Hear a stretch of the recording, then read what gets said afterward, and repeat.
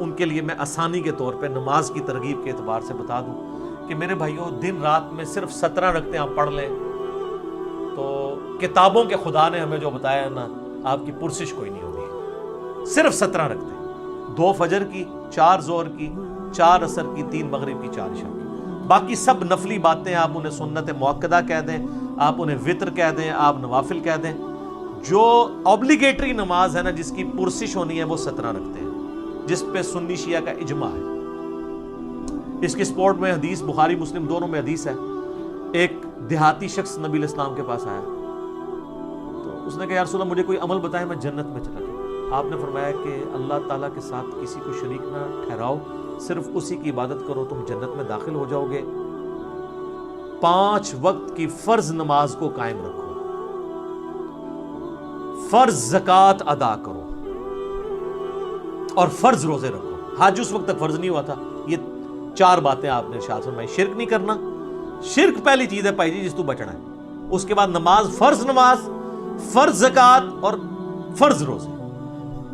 تو اس نے کہا یا رسول اللہ صلی اللہ علیہ وسلم نہ میں اس میں کوئی زیادہ کروں گا نہ اس میں کوئی کمی کروں گا، یعنی میں نے سے زیادہ بھی نہیں پڑھنی، کم بھی نہیں پڑھوں گا. اور یہ بات کہتا ہوا وہاں سے نکل گیا. نبی علیہ السلام فرمایا کسی نے جنتی کو دیکھنا ہے اس شخص کو دیکھ لے. اچھا اسی کو سپورٹیو ایک اور طریق ہے بخاری اور مسلم میں، وہی بخاری مسلم دونوں میں ہے کہ ایک اس طرح نجد کا رہنے والا ایک پینڈو شخص جو پرانگدہ حالت تھی جس کی حضور کے پاس آیا، تو وہ اسی لیے آیا کہ اللہ کے نبی علیہ السلام کے اوپر ایمان لے کر آئے. تو اس نے پوچھا یا رسول اللہ صلی اللہ علیہ وسلم بتائیں اسلام کیا ہے؟ تو آپ نے فرمایا اسلام یہ ہے کہ تم 5 وقت کی فرض نماز کو قائم رکھو.